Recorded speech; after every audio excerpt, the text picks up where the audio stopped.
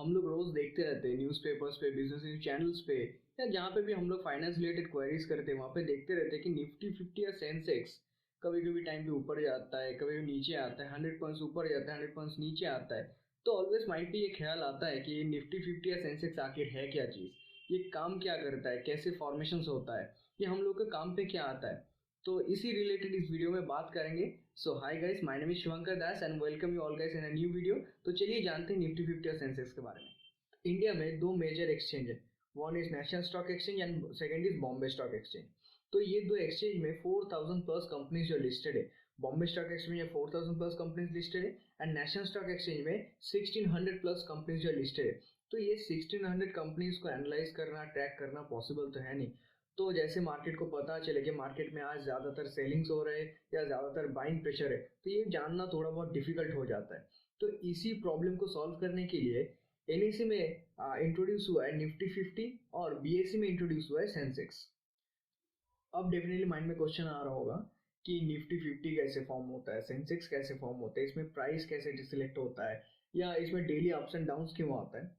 तो इससे पहले जान लेते हैं कि निफ्टी 50 या सेंसेक्स कैसे फॉर्म होता है। तो निफ्टी 50 फॉर्म होने के लिए एनएससी में जो 1600 प्लस कंपनीज है उसमें से 50 कंपनीज को सिलेक्ट किया जाता है टू फॉर्म द निफ्टी 50।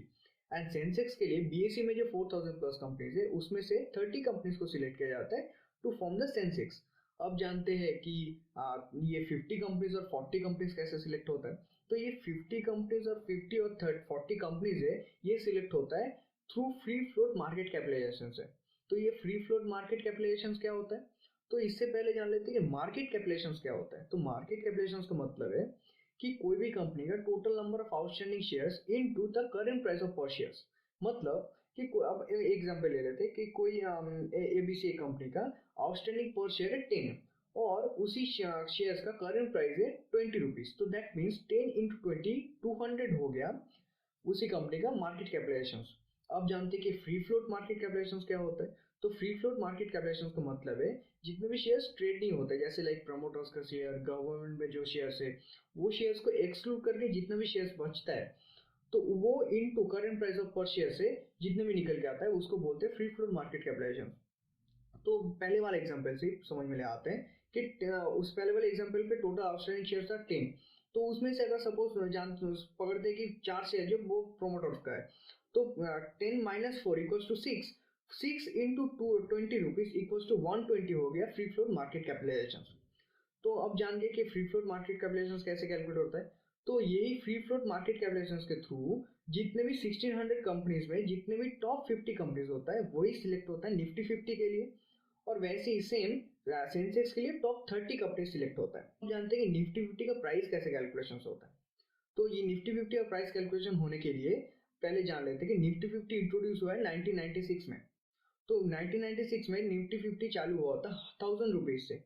तो निफ्टी 50 अब कैलकुलेशंस करने के लिए जो बेस ईयर का प्राइस है, जैसे 1000 रुपीज डिवाइडेड बाय द उसी ईयर का मार्केट कैपिटलाइजेशन।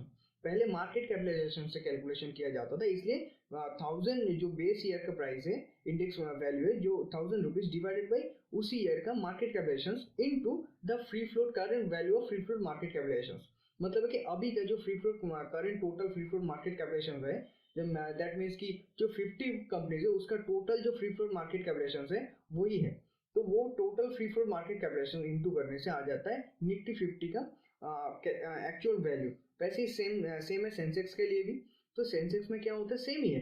जैसे लाइक सेंसेक्स पहले स्टार्ट हुआ था मोस्ट प्रोबेबली 1978 में।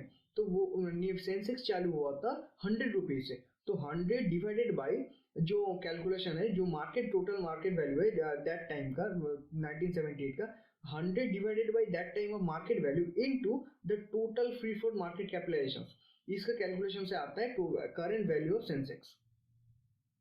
तो अब तक हम लोग जान गए कि निफ्टी कैसे काम करता है, निफ्टी के 50 शेयर्स कैसे सिलेक्ट होता है, या निफ्टी का प्राइस कैसे कैलकुलेट करते हैं। तो अब देखते हैं कि निफ्टी का कुछ प्रोज एंड कॉन्स भी। निफ्टी जो है वो मार्केट्स का सेंटिमेंट्स को बहुत अच्छे से रिफ्लेक्ट करता है। जैसे कि लाइक अगर निफ्टी में कोई ग्रोथ दिख रहा है तो there could be a chance कि आपके पोर्टफोलियो में भी वो ग्रोथ दिख सकता है। निफ्टी एज अ बेंचमार्क काम करता है, जो फंड बेस्ड पोर्टफोलियोज है या इंडेक्स फंड्स है उसका एज अ बेंचमार्क भी काम करता है। निफ्टी एज अंडरलाइंग एसेट्स भी काम करता है, जो भी इंडेक्स बेस्ड डेरिवेटिव्स होता है, जो इंडेक्स बेस्ड लाइक ऑप्शंस है या फ्यूचर्स है, उसका एज अंडरलाइंग एसेट्स भी काम करता है। तो निफ्टी का प्रोस तो बहुत सारा है, बट कॉन्स भी है। जैसे कि निफ्टी जो है बस 50 कंपनीज को एनालिसिस करता है और उसके बेसिस पे या उसका वैल्यू आपको रिफ्लेक्ट करता है। तो उसी 50 कंपनीज के बेसिस पे कहीं पे भी पोजीशंस लेना ठीक नहीं होता है। जैसे कि अगर निफ्टी 50 में कोई ग्रोथ दिखे, तो देयर कुड बी चांस कि वो अदर्स कंपनी में भी ना दिखे। मैक्सिमम टाइम पे तो दिख सकता है, 60-70% ये रिफ्लेक्ट कर देता है अच्छे से, बट ये ऑल टाइम रिफ्लेक्ट नहीं कर सकता है। अब सेकंड आते हैं कि जो निफ्टी 50 में जो भी कोई भी जो 50 कंपनीज है, उसमें एक दो कंपनी अगर खराब परफॉर्मेंस करता रहे कंटिन्यूसली, तो वो कुछ टाइम बाद निफ्टी 50 से एक्सक्लूड हो जाता है, उसके बदले दूसरा कंपनी निफ्टी 50 में फिर से इंक्लूड हो जाता है। तो क्या होता है, निफ्टी 50 का ग्रोथ तो फिर से चालू हो जाता है, बट निफ्टी 50 का जो डार्क पार्ट हो जाता है वो हाइड हो जाता है। अब थर्ड पॉइंट में आते हैं कि निफ्टी 50 में जो 50 कंपनीज सिलेक्ट होते हैं, वो फ्री फ्लोट मार्केट कैपिटलाइजेशन के थ्रू सिलेक्ट होता है। बट क्या है, कोई भी लार्ज कैप कंपनी जिसका मार्केट कैपिटलाइजेशन बहुत ज़्यादा है, बट क्या है, उसका प्रमोटर्स होल्डिंग अगर बहुत ज़्यादा रहेगा, तो वो निफ्टी 50 में इंक्लूड नहीं हो सकता है। तो निफ्टी 50 में इंक्लूड ना होने के कारण, तो वो जो ग्रोथ होने के कारण भी, तो वो निफ्टी 50 में इंक्लूड नहीं हो सकता है। तो ये बहुत सारा है जो कौन से। तो सिर्फ निफ्टी 50 को एनालिसिस करके कहीं पे भी इन्वेस्ट करना एक रॉन्ग डिसीजन हो जाता है। तो do invest in different sectors also, and before you invest anywhere do research in other way also. So thank you so much for listening till the end, and